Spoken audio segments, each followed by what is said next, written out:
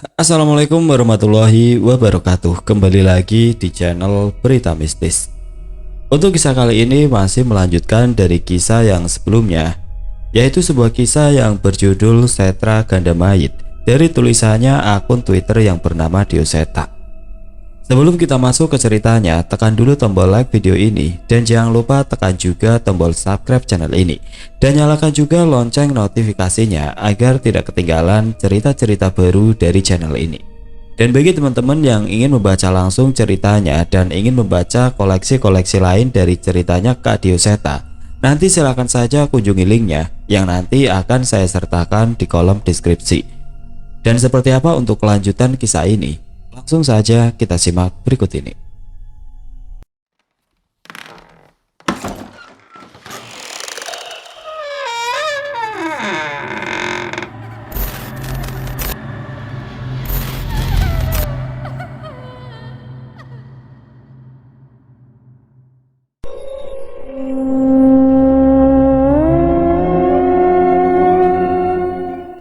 Suara kentongan terdengar ke seluruh penjuru desa. Belasan orang berlarian mengejar suatu sosok yang baru saja keluar dari salah satu rumah yang sudah dikerubuti oleh warga. Di sana, tadi ke arah sana, teriak seseorang sambil menuju ke arah pepohonan. Sebaliknya dari arah rumah, terdengar suara tangisan yang memecah keheningan malam itu. Suaranya begitu lirih hingga membuat siapapun yang mendengarnya ibah. "Anak saya, tolong anak saya!" Ucapnya dengan tidak henti-hentinya menangis. Tidak ada lagi yang bisa dilakukan untuk membantu ibu itu. Anak yang seharusnya ia timang-timang setelah berjuang mempertaruhkan hidupnya, kini telah menjadi tumbal sosok makhluk yang merupakan perwujudan sosok pengguna ilmu hitam. Yang bisa dilakukan saat ini adalah menangkap pengguna ilmu hitam itu agar tidak ada lagi korban dari makhluk itu. "Anak saya, Mbok, anak saya akan berikan apa saja asal anak saya selamat," ucap ibu itu. "Yang sabar ya, Nduk, belajar untuk ikhlas," ucap seseorang wanita yang lebih berumur berusaha menghibur perempuan itu. Tangisannya semakin menjadi-jadi ketika ia mendengar bahwa anaknya tidak lagi selamat. Warga pun sudah mencari semalaman, namun tidak ada seorang pun yang berhasil menangkap makhluk itu. Malam itu dihiasi dengan tangisan seorang ibu yang bahkan tidak pernah bisa melihat sosok bayi yang dikandungnya. Keesokan harinya, warga yang khawatir dengan ibu itu mendatangi rumahnya. Betapa kagetnya ia saat menemukan ibu itu telah mati gantung diri. Ia tidak kuat mengetahui kenyataan bahwa ia telah kehilangan anaknya. Belakangan diketahui bahwa suaminya pun sudah meninggal kecelakaan kerja di perantauan. Selama ini ia bertahan hidup seorang diri untuk bisa memenuhi kebutuhan hidupnya agar bisa menjumpai anaknya yang ia jaga sepenuh hati. Satu-satunya alasan ia bertahan hidup kini telah hilang. Anaknya pun mati dengan cara yang mengenaskan. Wasiat Tanah Dewata diceritakan dari sudut pandang Pak Le. Desa Rangitaru, sebuah desa terpencil yang terletak di ujung timur Pulau Jawa. Beberapa kali aku gagal menemukan jalur yang tepat untuk tiba ke tempat ini. Namun setelah beberapa kali bertanya dan disesatkan, akhirnya aku bisa menemukan jalur yang benar. Ada sebuah papan nama yang menunjukkan nama desa itu di hadapanku. Sayangnya, di bawahnya juga terdapat tulisan kurang lebih 12 km dan arahnya menuju ke arah hutan. Aku sudah hampir mengeluh melihat masih jauhnya perjalanan yang harus kulalui. Tapi untungnya Pak Soka yang merupakan kepala desa itu sudah meminta beberapa warganya untuk menjemputku menggunakan motor yang sudah dimodif untuk melalui jalur yang ternyata sangat tidak santai. Perjalanan menuju desa dihiasi dengan pepohonan dan beberapa hewan kecil yang melompat dari pohon ke pohon. Sudah ada jalur yang terbentuk di tempat ini. Sepertinya mobil kecil bisa lewati jalur ini walaupun dengan susah payah. Saat melewati balai desa, terlihat warga sedang berkumpul, seolah membahas sesuatu yang serius. Aku tidak bisa mengacuhkan pandanganku dari pertemuan itu. "Pak Le, saya antar ke tempat istirahat dulu saja ya, nanti saya jemput lagi," ucap pemuda yang menjemputku menggunakan motornya. "Itu Pak Soka di balai desa kan? Kita ke situ dulu saja, kayaknya masalahnya lagi dibahas, balasku. Gak apa-apa Pak Le, gak mau istirahat dulu, tanyanya sopan. Sudah gak apa-apa, kita kesana dulu saja sambil kenalan, balasku. Pemuda itu pun memutar motornya dan mengantarku ke balai desa. Kula nuwun, ucapku yang sepertinya sedikit membuyarkan perbincangan mereka. Alah Pak Bimo, sudah sampai toh, gak istirahat dulu. Pak Soka segera berdiri dari tikarnya dan menyambutku. Sudah Pak, istirahatnya nanti saja, mumpung lagi pada kumpul, balasku. Aku pun berkenalan dengan beberapa warga desa secara singkat. Benar saja, mereka sedang membahas kejadian kemarin. Kejadian yang ternyata sudah memakan korban jiwa.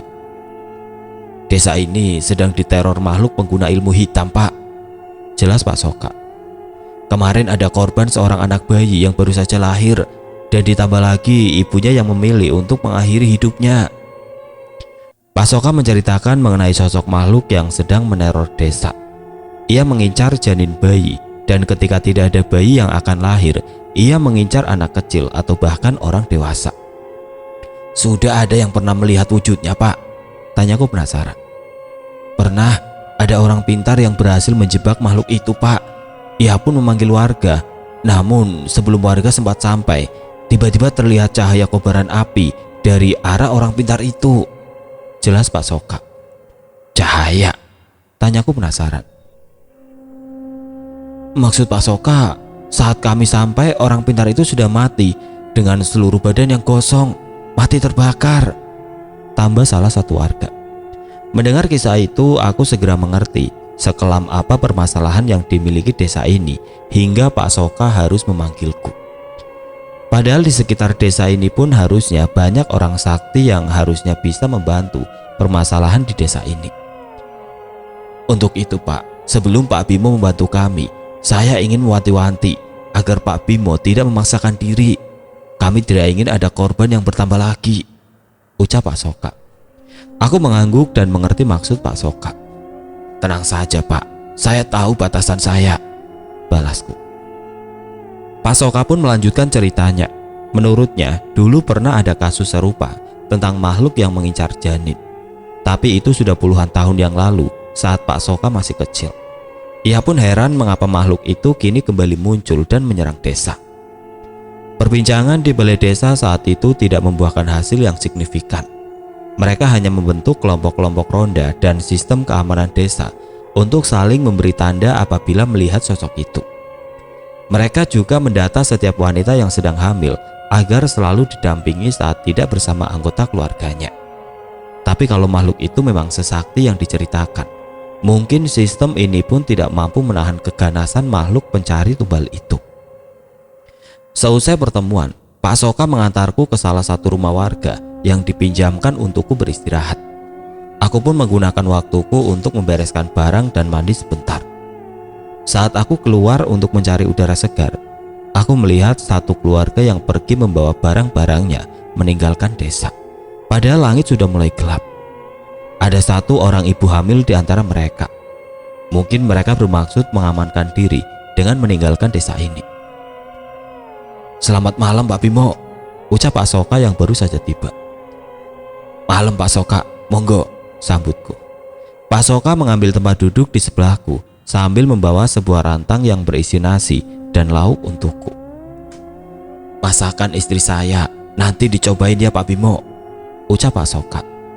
Wah, menu istimewa nih, balasku. Pak Soka mengajak kami berjalan-jalan mengelilingi desa Rakitaru. Kami berbincang mengenai keadaan desa ini yang menurut Pak Soka benar-benar mengkhawatirkan. Pak Soka juga sempat mampir ke kantor kecamatan. Namun permasalahan yang diceritakan Pak Soka dianggap tidak masuk akal. Saya khawatir kalau makhluk itu sama sekali tidak bisa ditangani, akan semakin banyak warga yang jadi korban.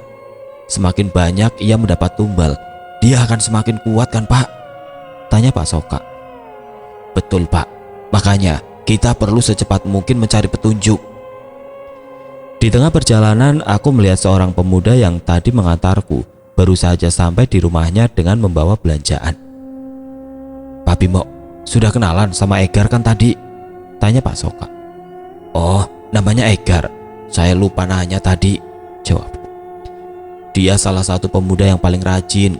Sekolahnya memang tidak tinggi, tapi dia dengan senang hati membantu warga. Jadi semua orang senang dengannya, ucap Pak Soka.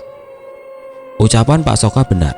Pertama kali ketemu Egar saja, aku sudah merasakan tingkah sopannya.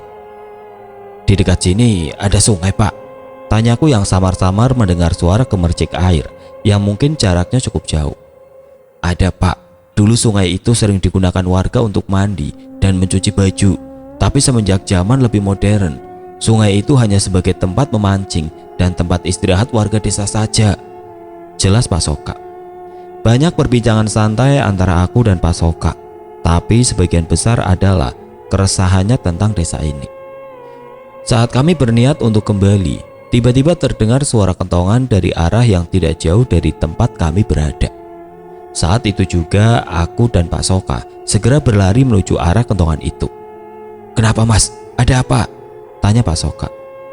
Tadi ada di sana, Mas. Ada di atas pohon. Ada makhluk aneh yang ngeliatin dari sana, ucap salah satu warga yang bertugas berjaga saat itu.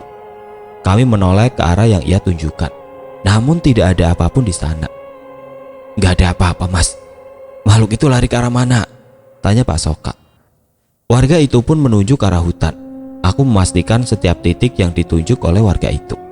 Memang ada bekas residu yang tersisa dari makhluk yang pernah ada di sana. Satu yang pasti, kalau makhluk itu sampai menyisakan jejak seperti ini, itu artinya makhluk itu memang memiliki ilmu yang tinggi. Pak, amankan warga ya, jangan ada yang keluar dulu, ucapku. Pak Bimo mau kemana? Saya coba periksa ke hutan dulu, balasku. Jangan, Pak, bahaya, teriak Pak Soka. Aku tidak menghiraukannya dan segera berlari meninggalkan Pak Soka dan warga desa menuju ke dalam hutan. Bukan gegabah, tapi bila sisa energi makhluk itu masih terbaca olehku, mungkin aku bisa menemukan di mana makhluk itu bersembunyi. Makhluk itu tidak berjalan di tanah, ia melayang. Aku masih merasakan pekatnya energi hitam dari udara yang ia lewati. Aku mendengar suara sungai tidak jauh dari tempatku, tapi energi itu tidak mengarah ke sana. Makhluk itu mengarah ke arah jalan masuk desa. Seketika aku pun panik. Bila firasatku benar, maka makhluk itu bisa saja mengincar mereka. Tolong, tolong! Suara klakson motor terdengar bersautan bersama dengan suara beberapa orang yang meminta pertolongan. Aku berlari secepat mungkin ke arah suara itu dan terlihat sekumpulan orang sedang berusaha bertahan dari sesuatu. Benar dugaanku, makhluk itu mengincar rombongan keluarga yang tadi bermaksud meninggalkan desa. Ada satu orang terbaring di sana dengan tubuh yang sudah menghitam, terbakar dengan sisa api di tubuhnya. Masih ada dua orang laki-laki dan satu orang ibu yang hamil yang berusaha bertahan dari makhluk yang belum sempat kulihat wujudnya. Aku berhenti sejenak mencari keberadaan makhluk yang menyerang mereka. Sampai akhirnya terlihat keberadaan sebuah bola api besar yang menyerang ke arah salah satu pemuda yang berada di sana. Minggir! Teriakku sembari membacakan sebuah doa untuk menahan serangan makhluk itu. Sayangnya, rupanya energi makhluk itu terlalu besar.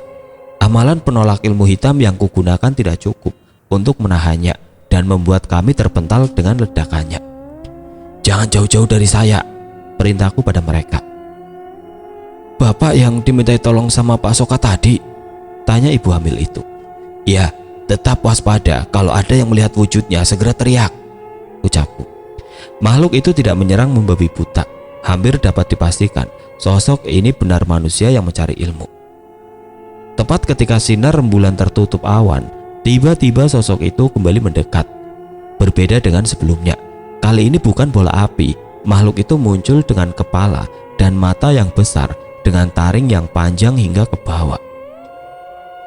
Sisa-sisa api dari wujud bolanya masih terlihat di rambutnya yang panjang. Leak, ucap warga itu. Itu wujud Rangda. Kalau memang benar ini akan menjadi pertarungan yang sulit, balasku. Makhluk itu berwujud seperti kuyang, namun organ tubuhnya tidak terlihat, tertutup dengan rambutnya, dan samar-samar aku masih bisa melihat bayangan tangan dan kakinya. Sosok itu melayang seolah bersiap memakanku dengan mulutnya yang besar. Namun saat aku berbalik ingin menyerangnya, sosoknya menghilang. "Pak, tolong!" ucap ibu yang sedang hamil itu. Seketika makhluk itu sudah ada di hadapan ibu itu dan menggigitnya. Makhluk itu mengincar kepala ibu itu. Namun ia sempat menghindar sehingga gigitannya menyerang bahunya. Aku tidak tahan lagi. Kali ini aku mengambil keris sukma geni dari tas kainku. Dengan segera aku menyerang sosok makhluk pengguna ilmu leak itu. Namun dengan cepat ia bisa menghindar. Seolah sadar dengan kekuatan keris sukma geni, ia menjaga jarak dariku. Aku belum mau menyerah dan menerjangnya.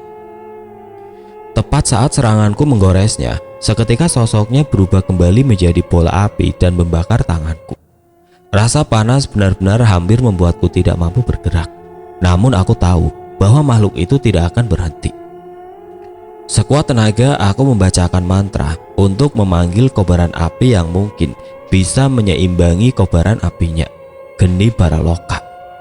Wujudnya yang berubah bola api pun beradu dengan Geni Baraloka, sebuah ledakan yang menyilaukan menerangi gelapnya hutan saat ini. Sayangnya, ia tidak juga tumbang, bahkan ia seolah tidak terluka sama sekali. Samar-samar aku melihat bekas goresan bila hitam keris sukma geni di pipi makhluk itu. Tidak mau menghilangkan kesempatan, aku pun membacakan mantra yang diberikan penembak keris ini dan memunculkan api hitam dari bekas luka setan itu. Seketika makhluk itu meronta kesakitan. Ia pun menerjang ke arahku. Aku bersiap menahannya, namun tiba-tiba sosok itu menghilang dari pandanganku. "Bapak, bapak!" teriak ibu tadi. Aku menoleh ke arahnya. Sosok makhluk itu sudah tidak terlihat di sekitar kami. Namun kami kecolongan. Suami dari ibu yang mengandung itu sudah terbaring di tanah bersimbah darah, tanpa kepala. Menyadari kericuan tadi, warga berbondong-bondong menghampiri kami dan kaget dengan apa yang terjadi. Wajah panik terlihat di antara mereka. Bagaimana tidak, mereka menemukan kami bersama jasad yang terbakar hingga gosong dan sebuah jasad tanpa kepala.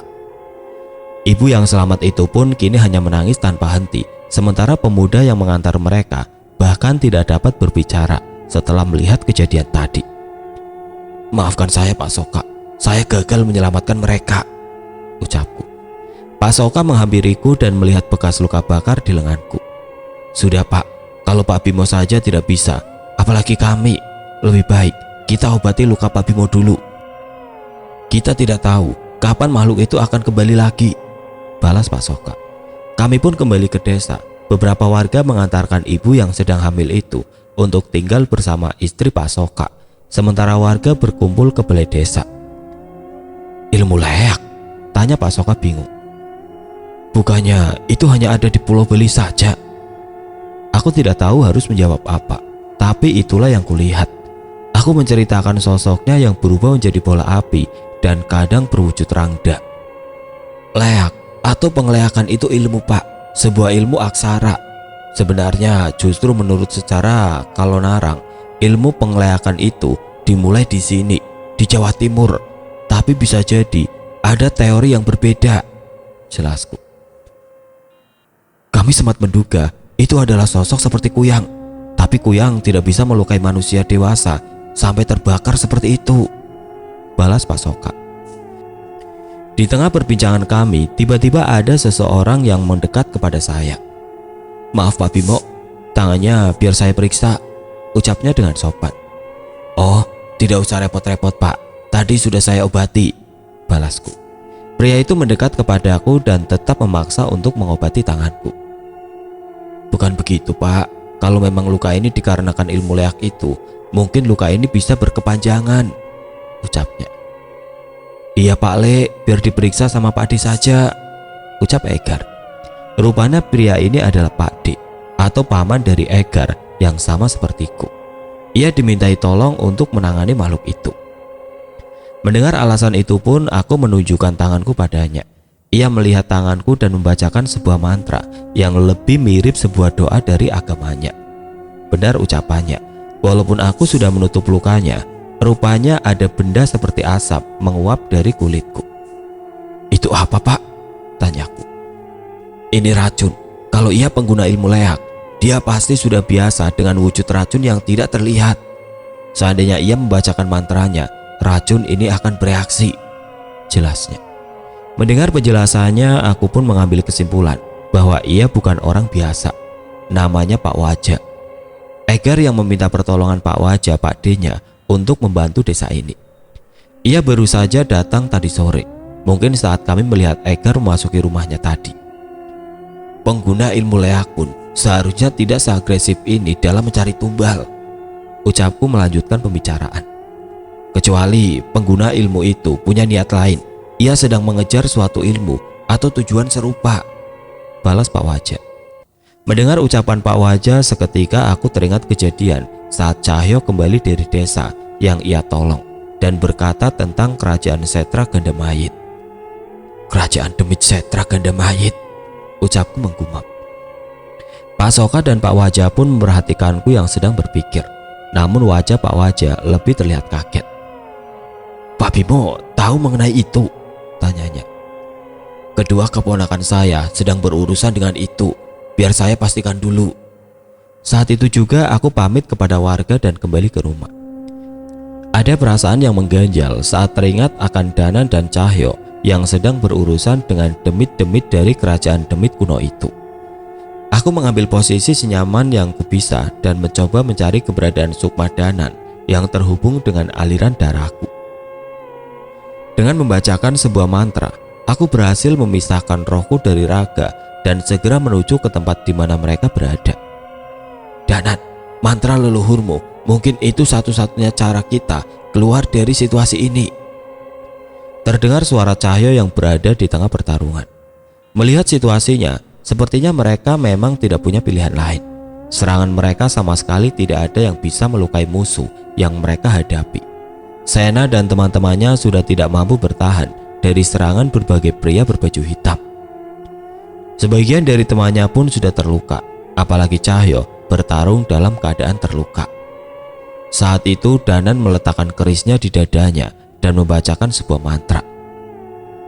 Jagat lembut, buatan dua wujud. Sayangnya sebelum ia menyelesaikan mantra itu, tubuh Cahyo terpental menabrak tubuh Danan. Perasaanku benar, mereka juga sedang dalam bahaya. Aku pun kembali membacakan mantra sembari menggerakkan tanganku dan memanggil api andalanku untuk menghentikan sosok roh kera raksasa jelmaan yang menyerang mereka. Pak Le, itu Pak Le, teriak Cahyo merasa senang. Ia pun segera melompat ke arah api putih itu dan membakar luka yang ada di lengannya untuk memulihkan lukanya itu. Tepat saat apiku membakar kera raksasa itu, tiba-tiba sosok itu mulai menghilang. Ia seperti kembali ke wujud benda berbentuk wayang.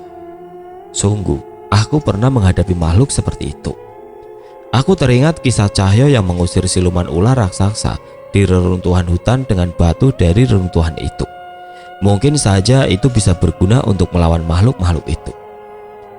Panjul, batu yang kamu bawa bisa melukai ular kemarin kan? Ucapku mengingatkan mereka. Mereka sadar dengan cepat dan mulai memanfaatkan batu itu untuk melawan musuhnya. Aku menyaksikan itu dari jauh, menggunakan geni baraloka dalam wujud sukma, dan keadaan terluka sangat menguras tenagaku. Ada hal menarik yang ditemukan Sena. Ia menggunakan aksara di batu itu pada lengan Cahyo, sehingga mereka bisa menyerang makhluk-makhluk itu. Padepokan Ronggomayit, siluman ular raksasa, Nyai Wijul, makhluk-makhluk ini terhubung dengan takdir bangkitnya kerajaan Demit kuno itu. Apabila dugaanku benar, pengguna ilmu leak itu juga mencari tumbal sebanyak-banyaknya untuk mendapatkan posisi di kerajaan Demit itu. Aku pun kembali ke ragaku dan segera kembali menghampiri balai desa. Hanya tersisa Egar, Pak Waja, dan Pak Soka yang masih berbincang soal kedatangan Pak Waja. Besok, makhluk itu akan mencari tumbal lebih banyak lagi. Aku merasa besok makhluk itu akan lebih ganas. Ucapku membuyarkan perbincangan mereka. Maksud Pak Bimo? Tanya Pak Soka. Kami sudah menemui sosok-sosok Demit yang berebut tahta untuk kebangkitan kerajaan Demit Setra Gandamayit, Nyai Wijul, Padepokan Ronggomayit, dan siluman ular raksasa. Mereka mencari cara untuk meningkatkan kesaktian mereka. Jika pengguna ilmu leak itu salah satu dari mereka, maka besok malam makhluk itu akan lebih berbahaya, ucapku. Pak Waja berdiri dan menghampiriku. Sudah Pak Bimo, Tenang dulu, pasti ada cara untuk menghadapi makhluk itu, ucap Pak Wajah. Pak Soka yang mendengar ucapan Pak Wajah hanya menghela nafas. Sepertinya rasa khawatirnya semakin memuncak saat tahu kegagalanku melindungi warga desanya tadi. Malam itu aku memutuskan untuk bermeditasi memulihkan tenagaku. Perasaanku sangat tidak nyaman, seolah merasakan akan ada permasalahan yang sangat besar besok. Besoknya, kami bersiap memperketat penjagaan dan mengatur posisi pemuda yang berjaga. Tidak ada satupun orang yang dibolehkan berkonfrontasi dengan makhluk itu. Tugas mereka hanya menginformasikan kepadaku dan Pak Wajah. Aku berkeliling mencoba mencari jalur keberadaan energi makhluk itu, namun sama sekali tidak kutemukan. Satu-satunya jalan adalah menunggunya ia datang untuk menyerang kami. Hari semakin sore. Kami pun meminta warga untuk berkumpul di lokasi yang berdekatan. Para pemuda mengatur warga untuk mengisi rumah-rumah yang berada di posisi aman. "Mbak Yatmi kemana?" tanya seorang warga. "Gak tahu, Mbak Parti juga gak kelihatan," balas seorang warga lain. Mereka pun saling mengecek satu sama lain, tapi ada keanehan di sini. Ada beberapa warga perempuan cukup banyak tidak bisa ditemukan di desa. Awalnya kami menunggu mereka datang karena mungkin masih ada keperluan di rumahnya. Tapi mereka tidak kunjung datang. Wajah Pak Wajah terlihat bingung saat itu. "Pak Bimo, pengguna ilmu leak itu ada yang bisa menggunakan pengasihan juga. Apa mungkin?" Pak Wajah membiarkanku membaca pikirannya. Aku teringat tentang berita pertarungan kedua pengguna ilmu leak di Jawa Timur beberapa puluh tahun silam. Dua bola api saling beradu kekuatan. Dan kejadian itu terjadi di siang hari. Aku mengambil kesimpulan makhluk ini tetap bisa beraksi di siang hari. "Pak, kita cari warga yang belum datang," ucapku. Suara motor terhenti di depan rumah. Egar bersama temannya berhenti di depan balai desa dengan wajah penuh keringat. "Arah sungai, Pak, arah sungai. Ada beberapa warga yang ke arah sana," ucap Egar. Mengetahui hal itu, kami pun pergi menuju tempat yang ditunjukkan oleh Egar. Pak Soka ikut mengantar kami, sementara warga di desa dijaga oleh para pemuda, sementara kami mengecek keberadaan warga yang hilang. Benar saja, terlihat beberapa perempuan berjalan mengarah menyeberangi sungai. Mataku mengikuti kemana arah mereka menuju, dan ternyata mereka menuju ke sebuah gua kecil tertutup semak yang berada di salah satu hutan. Pak Wajah membacakan mantra dan menyentuh masing-masing kepala wanita-wanita itu, dan satu persatu dari mereka pun mendapatkan kesadarannya kembali. "Egar, bawa mereka kembali ke desa," perintah Pak Wajah. "Siap, adik," jawab Egar yang dengan cekatan mengarahkan wanita-wanita itu kembali ke desa. Aku merasakan dengan jelas kekuatan dari dalam gua itu. Sudah jelas makhluk itu bersembunyi di sini. Aku berpikir makhluk itu akan melawan kami dengan wujud bola apinya. Tapi tidak. Kali ini ia keluar dari goa tempatnya bersembunyi dan keluar dan menatap kami dari mulut goa itu. Manusia. Wujudnya benar-benar seorang manusia yang mengenakan baju adat Bali berwarna hitam. Ia keluar dan memandang kami dengan kesal. "Tidak ada ampun untuk kalian," ucapnya yang sama sekali tidak ingin berkompromi. Tanpa sadar ternyata di sekeliling kami sudah ada sosok makhluk berwujud rangda yang siap menyergap kami. Sepertinya orang itu mengundang teman-temannya atau pengikutnya untuk menghabisi kami. Aku menelan ludah tidak menyangka akan menghadapi situasi ini. "Pak Soka, sebaiknya ikut dengan Egar. Tolong sampaikan pesanku untuk melanjutkan tugasnya," ucap Pak Wajah. Aku tidak mengerti apa yang dimaksud olehnya. Namun Pak Soka pun menuruti permintaan Pak Wajah dan segera pergi. Salah satu rangda bersiap mengejar Pak Soka. Namun aku segera menahannya dan bersiap menyerangnya dengan bilah hitam keris sukma geni. Sayangnya, sebelum aku sempat menyentuhnya, sosok itu berubah menjadi bola api. Beruntung aku sadar dengan kejadian sebelumnya dan segera menghindar. "Habisi, setelah itu kita nikmati kepala warga desa itu," perintah sosok manusia tadi. Aku menghitung ada 3 sosok rangda ditambah sosok itu yang masuk ke dalam gua dan keluar dengan wujud rangda. Aku menduga dialah yang paling kuat di antara semua makhluk ini. "Pak Bimo, ada satu cerita yang saya ingin Pak Bimo tahu. Di tanah kelahiran saya di Pulau Dewata, ilmu gaib memiliki dua cabang, pengiwa atau kiri dan penengen atau kanan. Ilmu pengiwa adalah ilmu dengan jalur nafsu. Salah satunya adalah ilmu pengleakan ini, walaupun sebenarnya penggunaannya tergantung dari pemilik ilmu juga, ucap Pak Wajah. Aku belum mengerti dengan apa yang ingin disampaikan olehnya. Yang aku tahu, makhluk-makhluk itu mulai menerjang ke arah kami. Seorang balian seperti saya mengutamakan ilmu penyembuh yang merupakan ilmu penengen. Tapi Pak Bimo harus tahu, untuk mencapai ilmu penengen yang sempurna, seorang balian penengen juga harus menguasai ilmu pengiwa untuk tahu cara menanganinya, tambahnya. Maksudnya Pak Wajah juga menguasai ilmu seperti orang itu. Saat itu langit mulai gelap. Tepat saat seluruh rangda itu mendekat, tiba-tiba tubuh Pak Wajah berubah menjadi sosok bola api berwarna kuning. Ukurannya lebih besar, melebihi yang kuhadapi kemarin. Mereka saling berbenturan menciptakan suara dentuman yang terdengar hingga penjuru hutan. Keempat bola api merah dan sebuah bola api kuning berkejaran di antara pepohonan di tengah hutan itu. Aku masih tidak menyangka dengan apa yang kulihat. Berarti Pak Wajah juga merupakan salah satu dari mereka. Pikiran ini berkecamuk menilai apakah ilmu Pak Wajah merupakan ilmu yang benar atau malah salah. Namun aku melihat keadaan di mana keempat bola api merah itu memojokkan bola api kuning hingga terjatuh di tanah, menciptakan lubang di tanah. Pak Wajah kembali muncul, kali ini dalam wujud rangda mirip seperti mereka sebelumnya. Aku sungguh tidak tahu harus berbuat apa.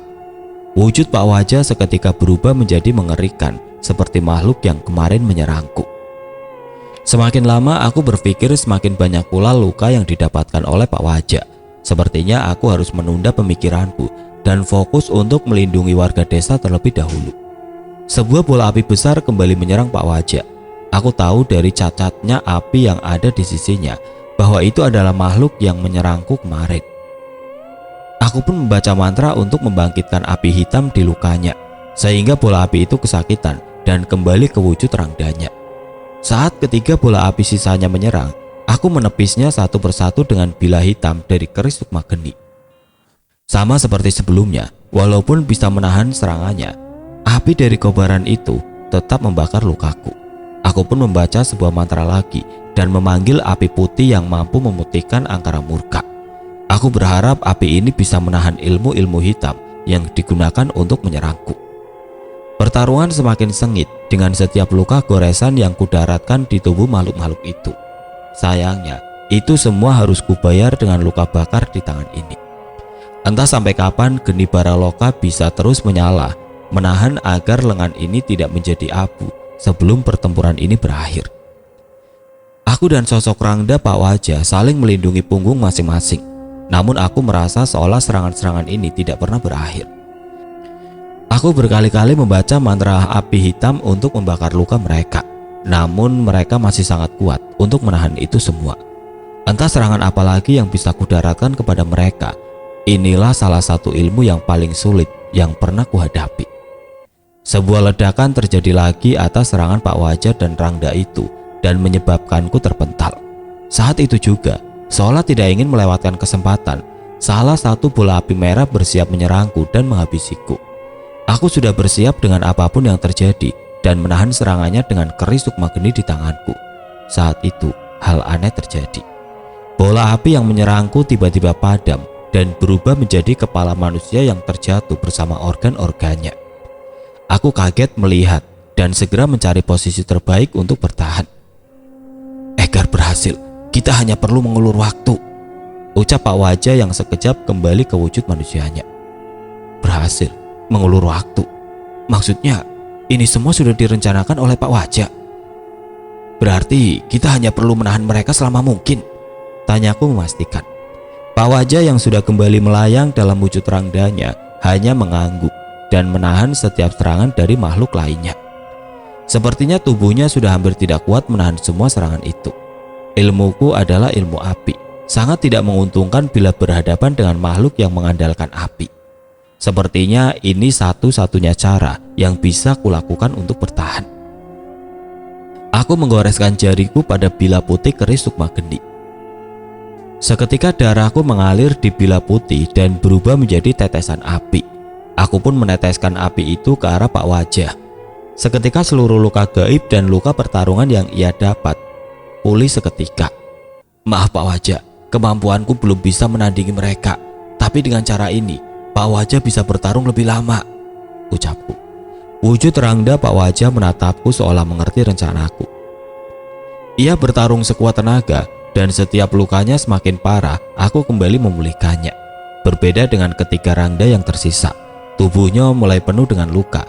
Dan saat benturan terjadi lagi, salah satu Rangda kembali berubah menjadi kepala manusia dengan organ tubuh di bawahnya. Saat mengetahui rencana Pak Wajah, kedua makhluk itu kembali menjadi bola api besar lagi dan bersiap menyerang Pak Wajah dengan seluruh kekuatannya. Aku tidak yakin Pak Wajah bisa bertahan dari serangan itu.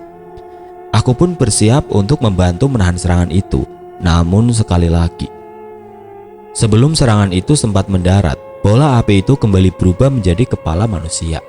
Kini tinggal satu sosok bola api yang bersiap menyerang kami. Posisi kini berbalik. Aku yakin kami bisa menghabisinya.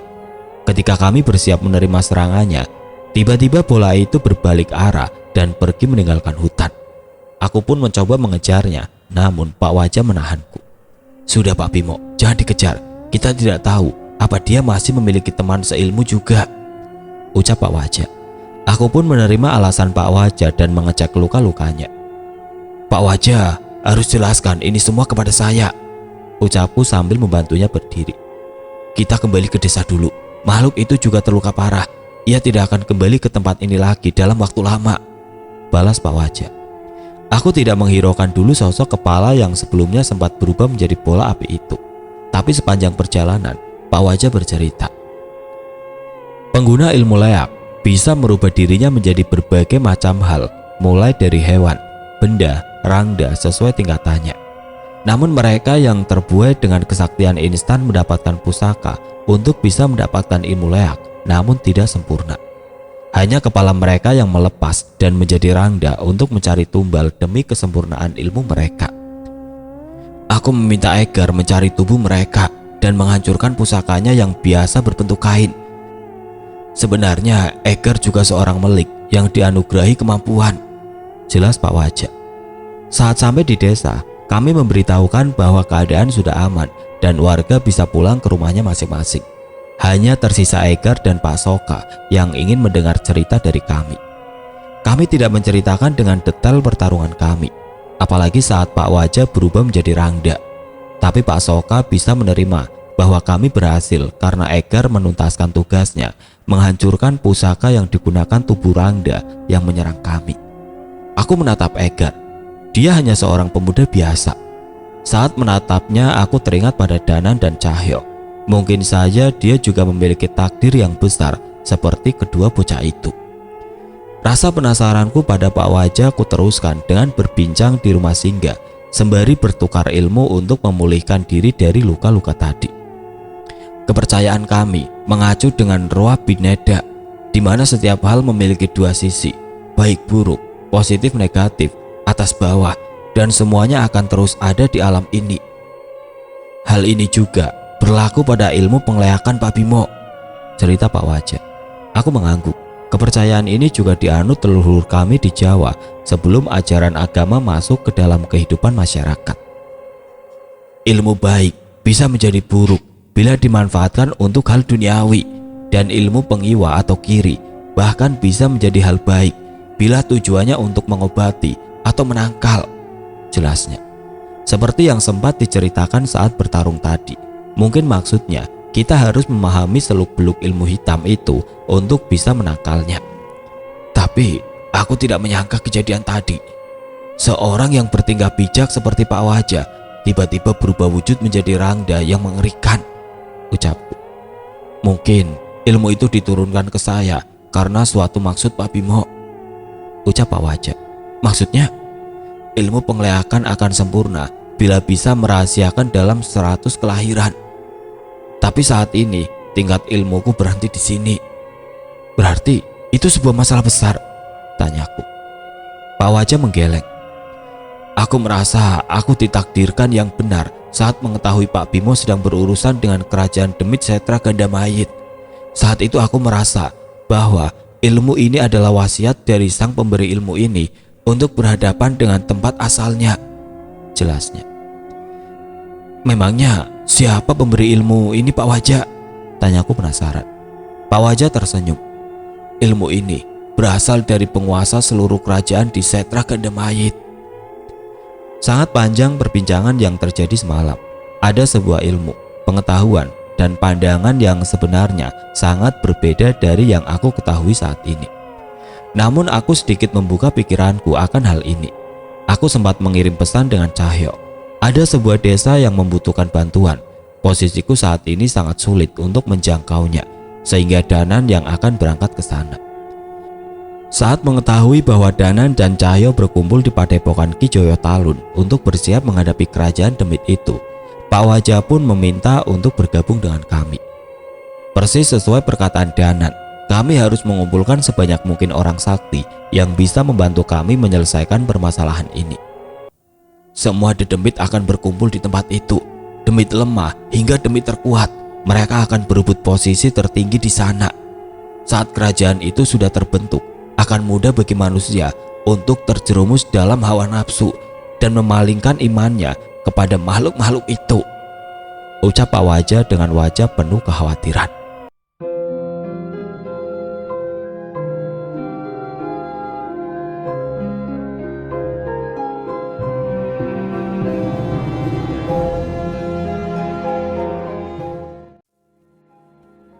Oke teman-teman, sampai di sini dulu ceritanya. Nantikan kelanjutan kisah ini di video berikutnya. Agar tidak ketinggalan, klik tombol subscribe channel ini dan nyalakan lonceng notifikasinya. Wassalamualaikum warahmatullahi wabarakatuh.